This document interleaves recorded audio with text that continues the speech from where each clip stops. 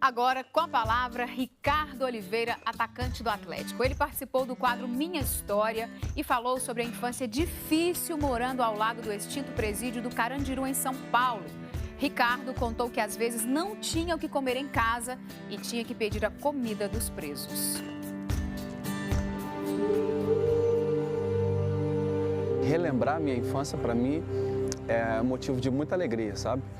Porque por mais que eu tenha passado por todas as etapas e atingido níveis assim que eu particularmente nunca esperei atingir, para mim ainda soa como algo, cara, estou vivendo isso mesmo, sabe? O meu maior sonho quando eu iniciei a trajetória no futebol era só ser um jogador profissional, ter a minha carteira registrada, chegar na minha mãe e falar assim: mãe, agora da senhora cuido eu, paro de trabalhar. Então assim, eu não só consegui realizar esse sonho, como veio coisas muito maiores, né?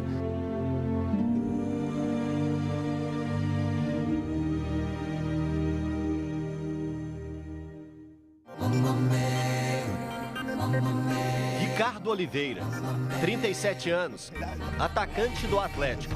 Nasceu em São Paulo, começou a carreira na Portuguesa. Jogou no Santos, São Paulo e em grandes clubes do mundo, como Valência, Betis e Milan. Mas o que hoje é fama e sucesso, no início era sofrimento.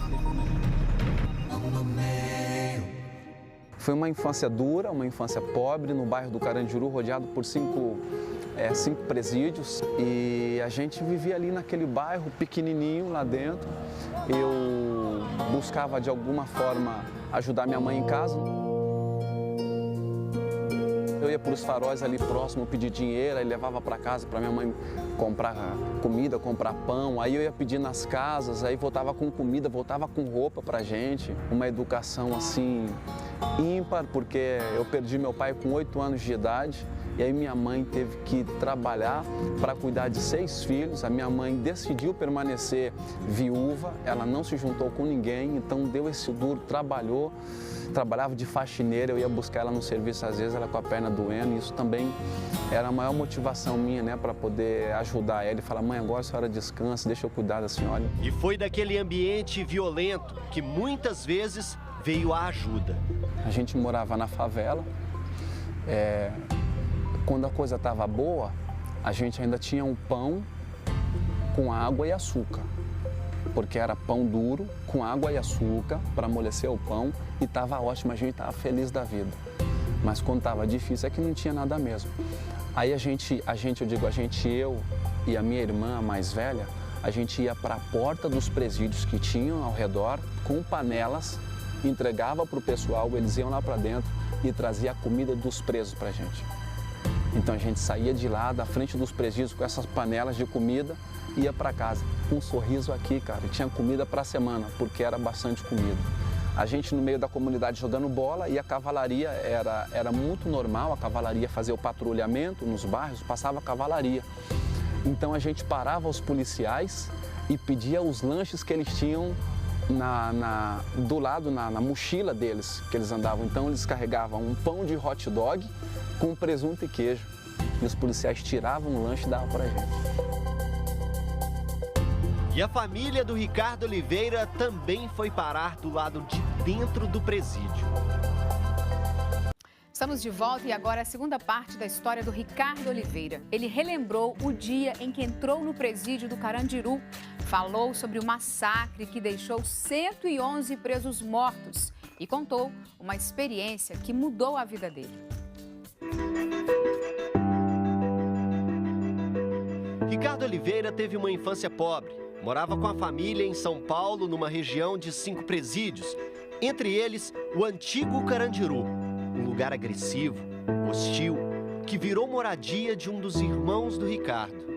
Eu tenho um irmão que hoje, graças a Deus, ele tem a vida dele, se reencontrou novamente no caminho. Esse irmão meu era um que o meu pai depositava muita esperança nele, colocou ele para jogar profissionalmente. Ele estava no caminho, não chegou a ser profissional, mas quando o meu pai faleceu, meu irmão abandonou a carreira, se misturou com coisa errada e foi parar no Carandiru uma vez. Eu entrei lá com exatamente 11 anos de idade. Eu entrei uma única vez lá, porque quando minha mãe foi visitar o meu irmão, ela me levou. E, cara, que ambiente hostil, mas quando eu entrei, porque mulher entra por um lado e o homem entra pelo outro, independentemente se você é criança ou não, é regra. E eu entrei, estou esperando minha mãe lá dentro. Quando eu entro dentro do pavilhão 9, eu fiquei muito assustado, tremi. Aí, de repente, o cara vem por trás, pega no meu ombro, aí eu viro assim, ele fala comigo, eu não conhecia. Ele falou, cara, você não está me reconhecendo, sou eu, seu irmão. Então, eu olhei para ele e falei, não acredito. Comecei a chorar, tremendo. Ele falou, cadê a mãe? Eu falei, não sei. Ele falou, vem para cá, a mãe sabe onde eu tô. Aí ele me levou para dentro de uma salinha, dentro do pavilhão 9, pegou um violão, começou a tocar um louvor para mim e falou assim, cara, eu encontrei Deus. Hoje eu sou uma outra pessoa, estou num caminho já há um bom tempo e eu não acreditava, eu tinha 11 anos, cara. Eu falava, o que está acontecendo? Depois minha mãe chegou e aí nós sentamos, e aí meu irmão orou com a gente, cantou pra gente e eu chorava. Eu saí de lá assustado, perguntando pra minha mãe, não acredito que está acontecendo isso com ele, porque a realidade em que nós vivíamos antes dele ser preso era terrível, de filme de terror, Então, assim, depois que ele saiu de lá, em 91, aí aconteceu aquela chacina. Mas aí ele já estava livre da pena, né? Já tinha cumprido tudo. E aí aconteceu a chacina. Felizmente, graças a Deus, o meu irmão tinha saído meses antes dessa grande tragédia.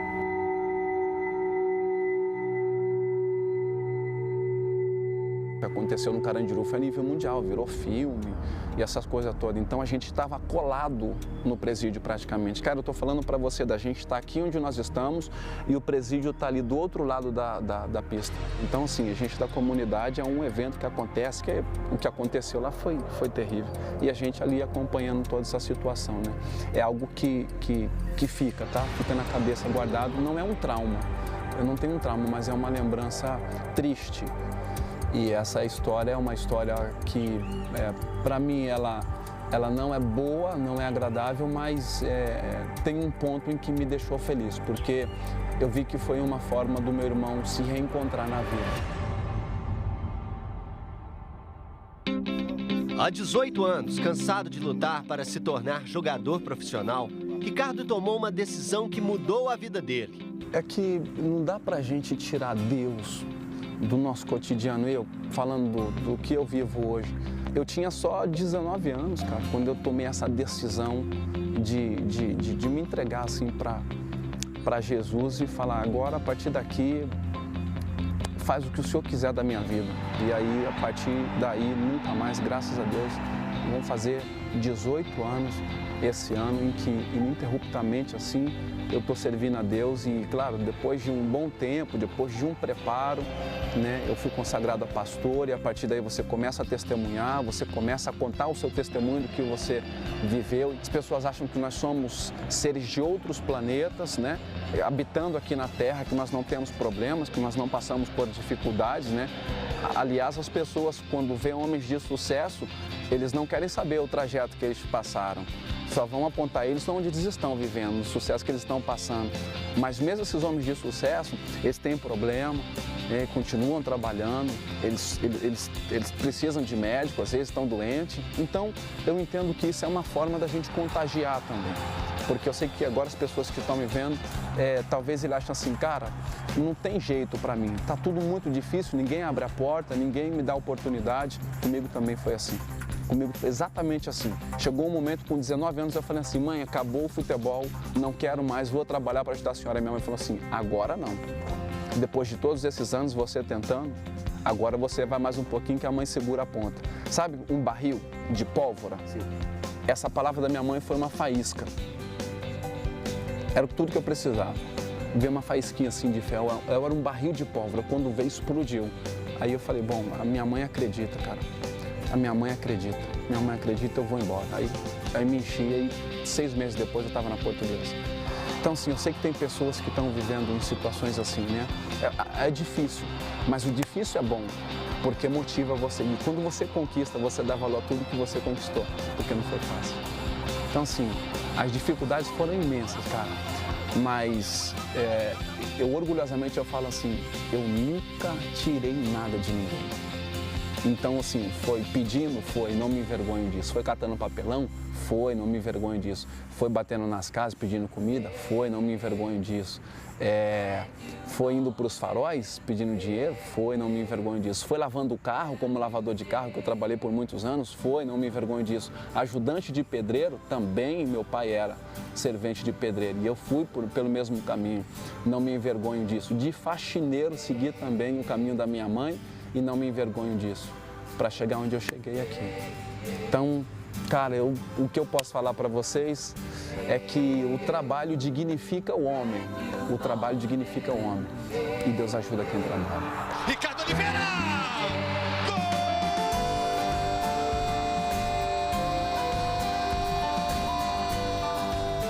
Que história sensacional. Que Deus também abençoe sua história. Boa tarde. Gol do Atlético!